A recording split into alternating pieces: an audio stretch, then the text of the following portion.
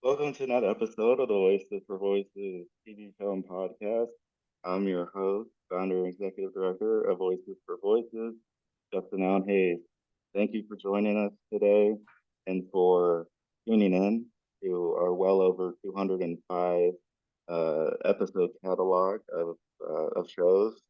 And we're reaching global, over 50 countries, 560 cities. It really grows by the episode, and still can't do this without you. So thanks for tuning in wherever you're at, whether you're viewing this or whether you're listening on one of the audio platforms as well.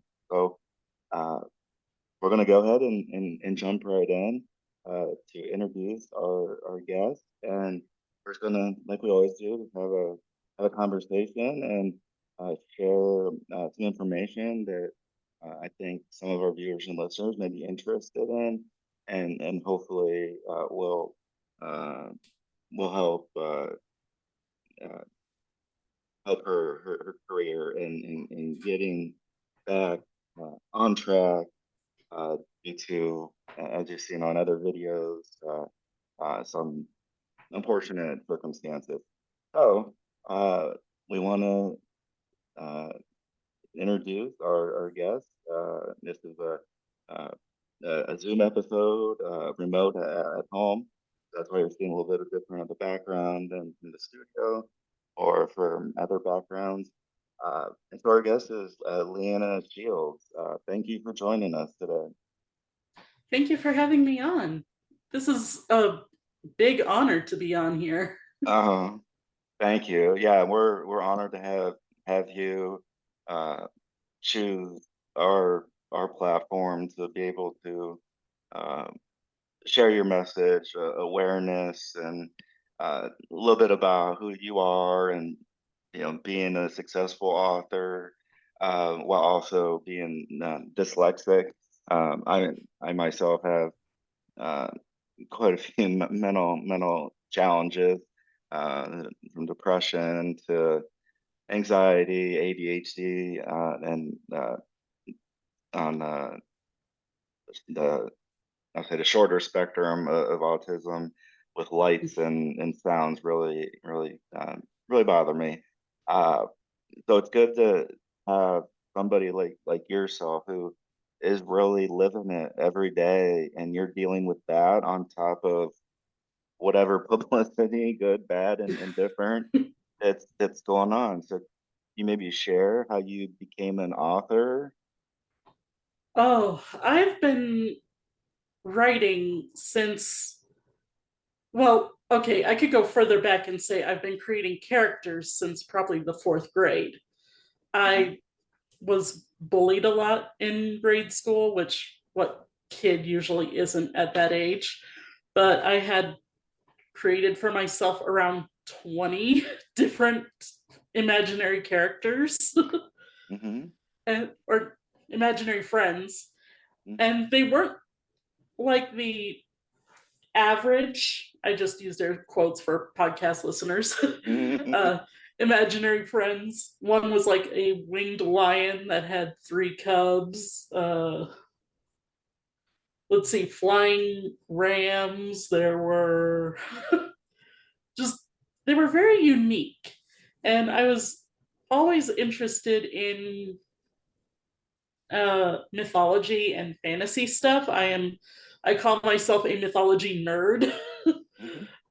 I I like to look around at different cultures and see their mythology, and sometimes I get really excited if I find similarities between two different cultures in their mythologies. Yeah. So when you got started, were you nervous, or was this maybe a little bit of an outlet that you were It that was it was more of an outlet because I was homeschooled, and while it does not sound like it, writing was my recess basically. I yeah. was homeschooled at high school. The public school system was not doing well for me. Mm. Uh, and my mom took me out, decided to quit her job and start her own business to homeschool me. Best thing that ever happened. I actually learned I could learn Yeah. because the public school system had not found out I was dyslexic until, again, the same age I started creating characters, fourth grade. I had lost a lot of crucial learning in that time. So, Yeah, and I think that's a big part of what how like the optics of on the outside. It's and I think it's still like that in a lot of instances today where people want to put individuals with a particular challenge in a silo or in a box and say, if you have this, if you're dyslexic, then you have all these traits and you can't do this, and we're not even going to try, and we're going to do things kind of the way we always did things, as opposed to actually leaning in and finding out that, that clearly you have a ton of talent, and not just for yourself, but to be shared with the world. So for people on the outside to say, oh well, Leanna is this or Justin is this, and I think it's half the battle. And so for you to persevere through that, I think is huge for listeners and viewers that life is obviously going to be rocky. There's going to be ups and downs, and as hard as it may be at times, persevering day at a time, minute at a time, is sometimes all we can really do to continue on. And then as you did find that outlet, you started to understand more that you're able to learn and you're able to do a lot of things that individuals wanted to put you in a box and say, oh, you can't do this. So like we're not even gonna offer this particular subject or this level because for whatever reason. So I want to say thank you for persevering and even getting through that, because we're finding a lot of people that kind of holds people up, and saying, okay, well, what am I going to do about it? Who's going to listen to me? Who's going to be on my side? And that's part of the organization, Voices for Voices, is to be able to give platform to people like yourself that you're completely fine. We all are. Every human being has some something going on, and whether it's diagnosed or not. So thank you for that, because that's, I think, a big thing to have persevered and kept that confidence with you to this day. yeah. And when it comes to even the dyslexia, it has actually, I don't, one thing that's helped me is finding great editors with writing, is finding editors who actually love your characters and can see the the life in them, shall we say. Yeah. uh, when I first started writing my series Mystic Ranch Mysteries, which I love writing, by the way, it's one of my favorite things I ever wrote. I started with sci-fi, and Mhm. that was fun, but I am not well versed in the sci-fi world, Okay. shall we Yeah. say. I am more versed in the fantasy world. Hmm. um, but actually, Mystic Ranch was one of my scariest projects for me to write, Okay. because I took up, I'm a member of the Choctaw Nation, Okay. and I decided to write a Native American character because Oh, I don't see those very often in fiction. right. Agree. And so And and you wanted to be you wanted to have representation of your heritage, your background, and I think that probably made things a little bit easier from that because there's certain things you might not have to research as much because you have that innate knowledge of that.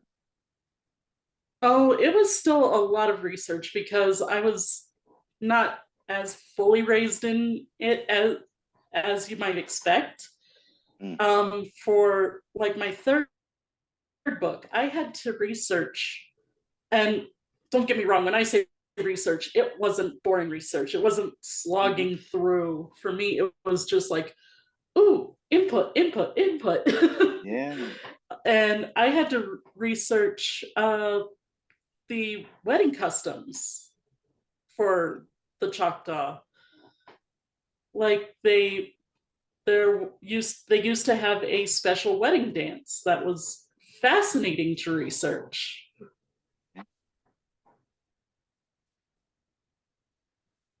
Yeah, and I think what you just explained there, where it's work, but it was interesting work, so it didn't as much feel it didn't feel as much like work where it was just looking into something that you have no idea about that you're not interested in.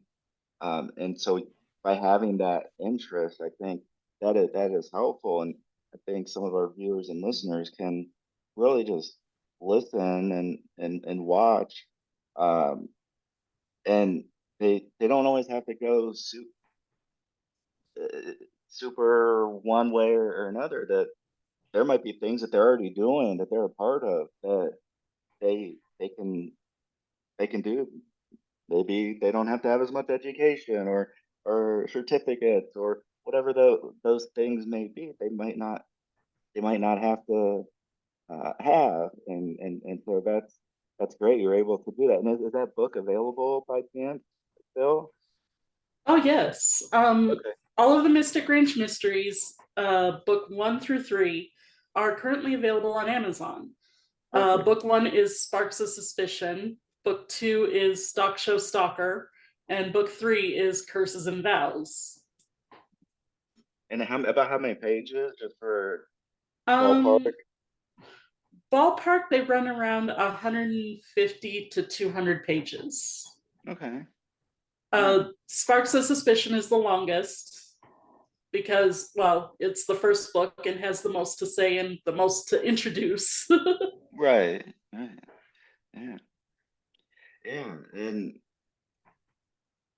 by you know allowing us to be able to talk to you and speak with you and get your experience and what you love and what you like to do and let people know about the work that you have done and then the work that you're still doing because there's as we know some some publicity some press that's out there and in the space uh, where you're currently at a little bit. And so we want to definitely wrap our arms around you to be able to highlight these types of things because your books are clean, they are for age appropriate, which is part of what the publicity and that's been with with what our listeners and viewers have probably seen the last couple of weeks heavily. And so yeah, so Leanna's books, they're clean, they're age appropriate. So whatever ages she says they're for, that's where the content is. And so children, whatever those ages they may be, and you can maybe explain a little bit of that, and why it's so important to you to have Well, clean, I write age cozy appropriate. mysteries. Well, I write cozy mysteries, and I love them because they are, as you said, they're clean. They um, a cozy mystery has a very set of rules. There's no sex on the page. keeping cussing to mild if there is any. Mm-hmm. Um, the murder itself is not seen on screen.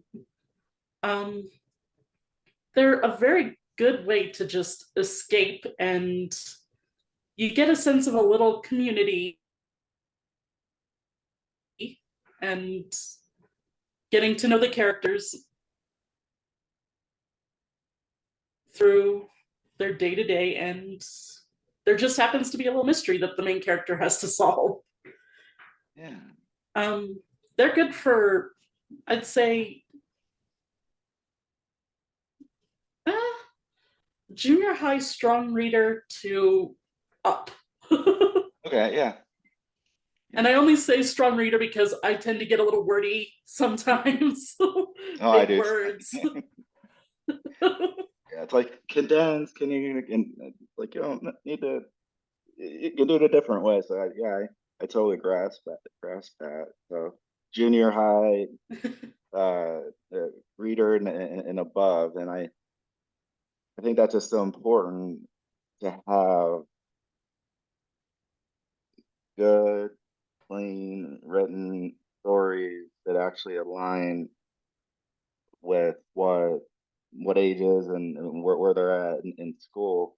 We see advertisements on TV or YouTube, and everything's made to look the absolute best possible. But then when you go to buy it, it's like, wait, that cheeseburger is not that big, or those fries, or the car doesn't look as shiny when I go to the dealer, or what have you. And so there's a little bit of I think a little bit of bait and switch. I think that goes on in different businesses, different groups.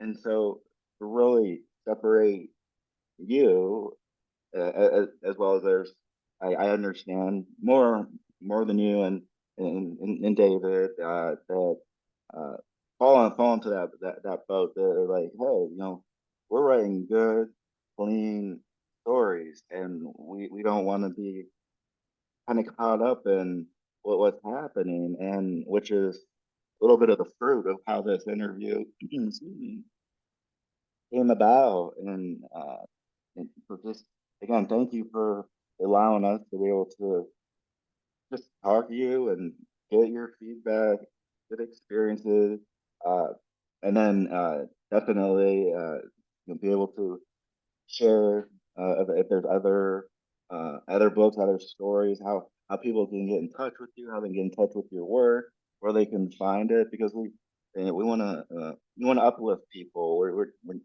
want to take people down. We want to uplift people, and somebody like yourself that is putting your hard earned time, attention, resources into the work that you do deserves to have a fair shake on things. And uh, so yeah, other stories, other things that maybe are in the works, people can look out for. Uh, just kind of plug whatever you want.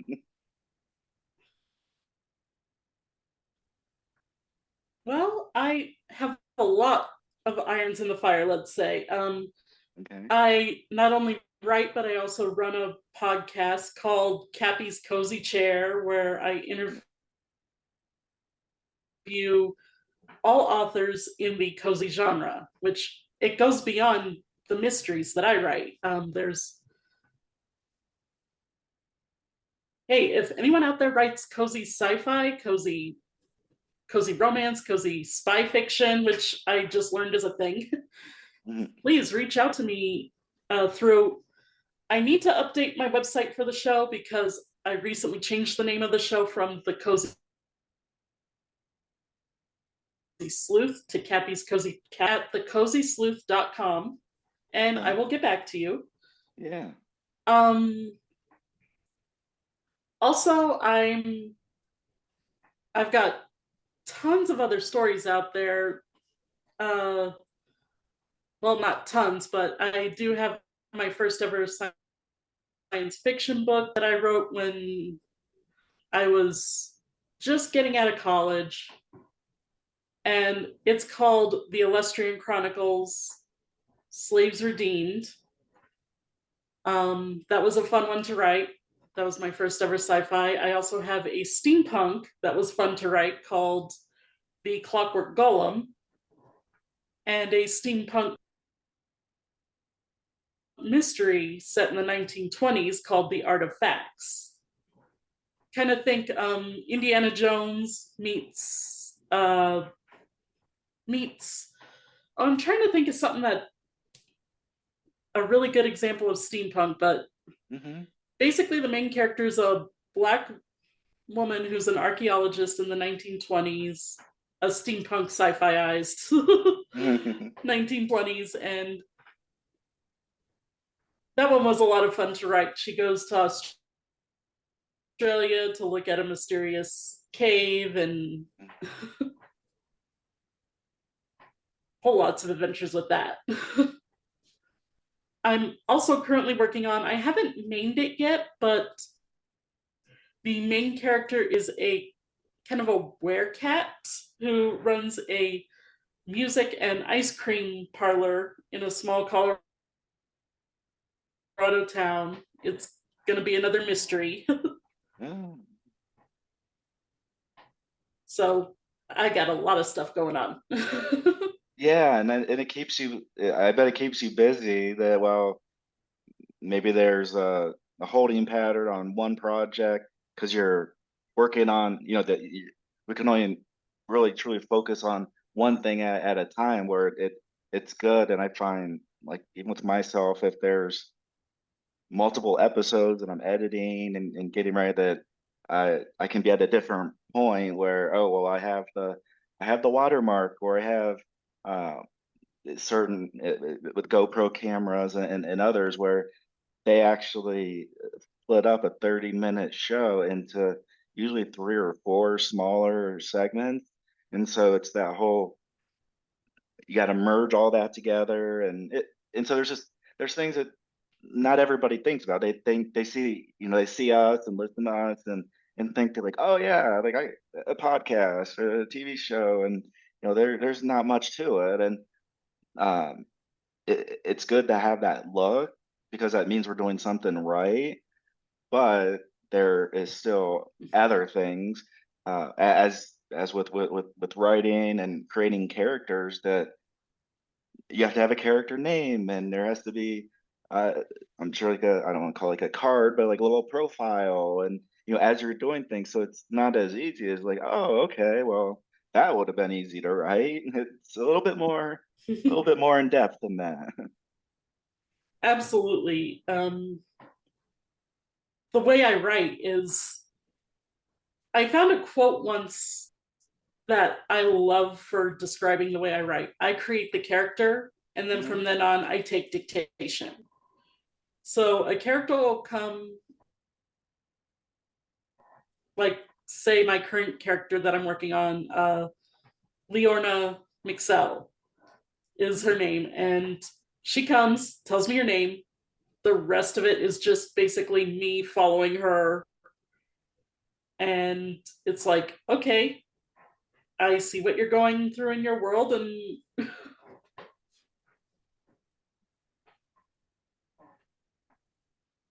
And there's editing, and right? it Right? It it's goes with funny it. because oh yeah, editing goes with it so much. I often say it's amazing that my editors aren't just shaking their fists at the screen cursing my name because I am horrible with punctuation. Mm, I second that for me. I I like to say to when it comes to my punctuation, I am ancient Greek. There is no punctuation that's accurate. Uh, yeah. Yeah, and I think that's good for others to watch and listen to. You don't have to be an expert on every single aspect that if your car's not working, you want to take it to a mechanic and the like that the things that we're good at, we try to do ourselves and things that we may need a little bit of help, but it's not a bad thing, if we need help, if uh, obviously need it, a book needs editing, so it's kind of like, okay, are you gonna do it, or ask for that help, and being able to streamline those types of things at this point in your career, those are probably things you don't have to think about as much because when you get to uh, a certain milestone, that that okay, at this point, here's who I have to reach out to, here's what I need to do. Whereas when you got started, it's like in the early years, you're still feeling that out. I think that's important. That no matter what it is, if it's writing a book, if it's mental health, if, asking for help is not a bad thing.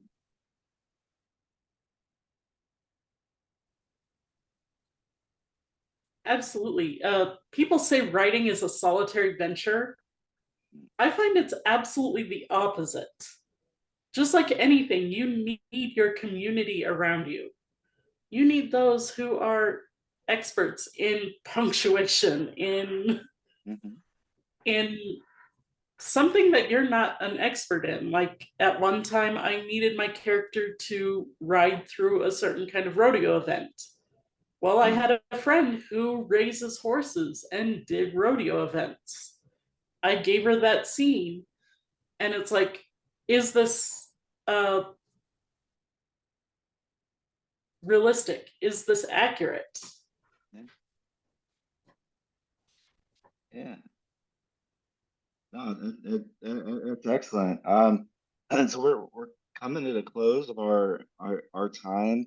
Can you reiterate your podcast, the books, where they can be found, and where to maybe get a pulse in the future of you, of when certain projects come to fruition, and so they're able to follow you if you want to share social media or whatever you would prefer. Of course. My show is Cappy's Cozy Chair. Um, my books are The Mystic Ranch Mysteries, all available on Amazon. On and most of my books will come up. Uh, you can also follow me on my website, leannashieldauthor.com. And oh, that's another thing I need to update Yeah, and yeah, get a real hitch on, but yeah. You're good.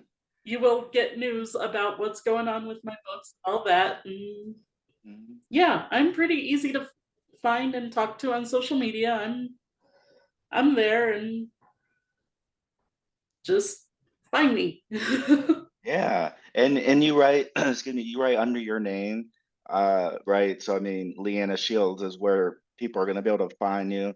Like ghost writing, is is that something that you have done, or you prefer to have your name on I've it? never ghostwritten. I always write my main books under my name. I did write a couple children's books. Oh, Curly and Pugsley's Big Adventure and Curly and Pugsley's Christmas Adventure under a pen name Annalie Shields to sound more oh, children's book friendly.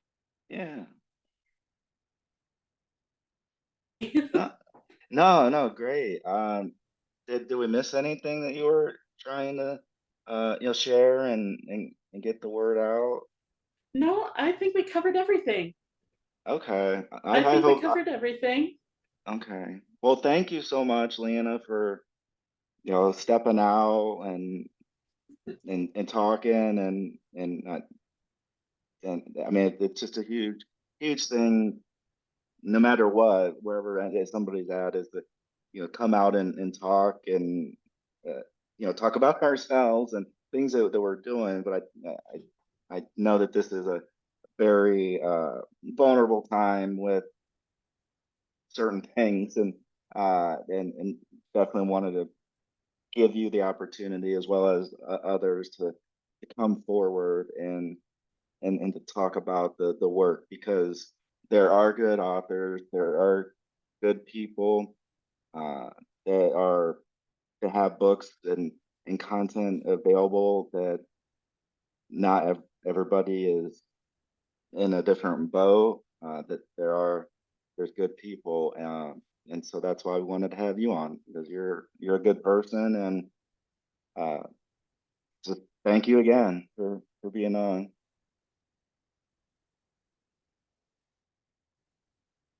Well, thank you for the opportunity. It's been great, and I don't get to be on this side of the microphone very often. Right, yeah, you're opposite, so yeah. uh, well, great. Well, Leanna Shields has been our guest today. Whether you're watching, listening, thanks again for tuning in. Whether this is your first episode or you've been with us for the whole ride, uh, check out Leanna Shields' work.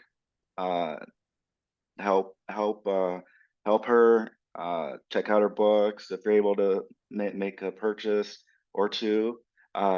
You'll please do. Clean books written for uh, age appropriate people and individuals.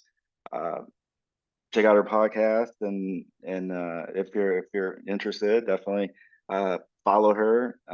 Check out her website, and more to come on that. So more is going to be added.